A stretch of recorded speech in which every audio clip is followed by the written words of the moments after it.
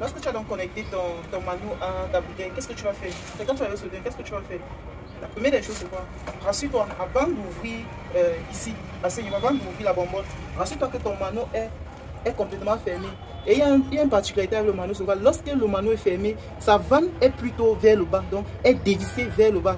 Quand je visse en montant, je suis en train de plutôt ouvrir plutôt pour que le gaz passe par ce tube. Donc quand c'est à cette position, c'est en position ouverte. Regarde bien la distance entre les deux. Ça c'est en position ouverte. Donc là le gaz passe.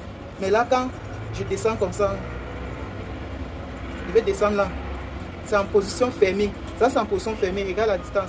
Ici là, il n'y a pas de gaz. Il n'y a pas de gaz. Donc ça c'est en position fermée. Donc avant d'ouvrir ici, rassure-toi que tu es en position fermée.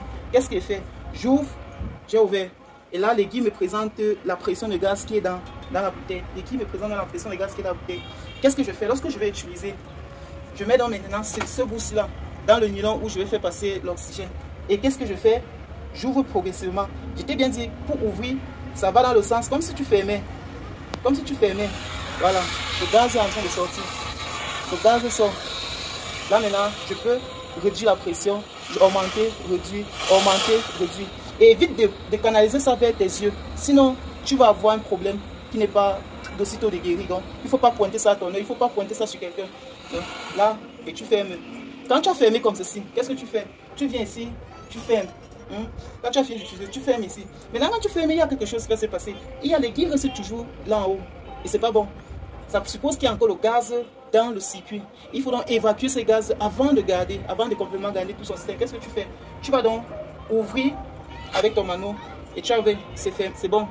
Et qu'est-ce que je fais? Avant de garder, je ramène tout ça à la position fermée. Donc, en termes de règles de sécurité dans l'utilisation de l'oxygène médical, pour ceux qui utilisent ça pour le transport des poissons, il faut faire très attention. Il y a des règles de sécurité à ne pas jouer avec. Premièrement, évite d'utiliser dans une zone où il y a de la fumée, où quelqu'un fume. En fait, c'est comme tout un gaz. Il faut faire très attention.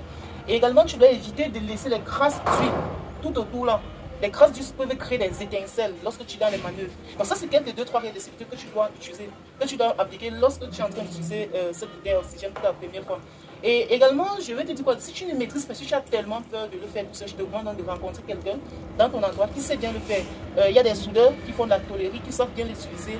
Il y a les personnes qui te vendent ça, qui savent l'utiliser. Donc tu peux prendre conseil sur ces gens pour pouvoir apprendre à l'utiliser de manière très simple. Allez, ciao!